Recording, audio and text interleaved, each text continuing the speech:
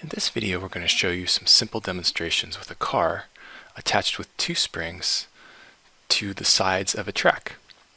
Now, if I take this car and displace it to the left, then we'll note that the forces from the springs act upon it in the opposite direction to the right.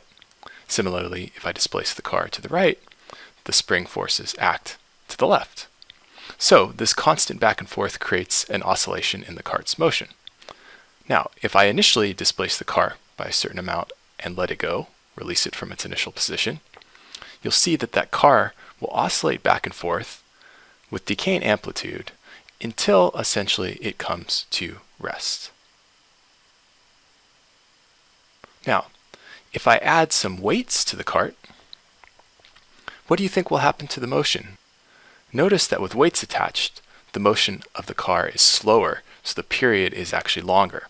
We'll study the reason for this increase in period in MATLAB today, and also when we write down the equation of motions and solve them tomorrow. Now, if we remove the weights, and instead of supplying an initial condition, we supply a time-varying force, one which oscillates over time, we can examine how the frequency of that oscillating input affects the motion of the car. If we begin with a very small angular frequency for our input, we can see that the car hardly moves at all. If we slightly increase the input frequency, then we can see the car begins to get going, but its sort of natural motion is kind of out of sync with the period of the force you're supplying, and so it just kind of like wavers a little bit and has this kind of erratic motion. We continue to increase the input frequency though. We can see that the amplitude, or at least the maximum amplitude of the car's oscillations begin to grow until we finally hit that sweet spot.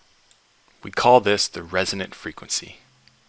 What's interesting to note is that if we actually reset our system and put the car back on the track where it magically appears, and we now force our input to spin faster, you might expect that the car would go even crazier, but that's not the case. We can see that the car's motion starts to slow down again.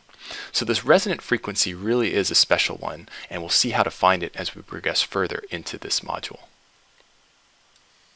If we summarize this experiment by looking at the frequency response function, a plot of the input frequency versus the output to input amplitude, as we start to fill in points in this plot, what we'll see is a rise in the ratio of output to input amplitude up into some intermediate value for the input frequency, followed by a decline as the input frequency continues to increase.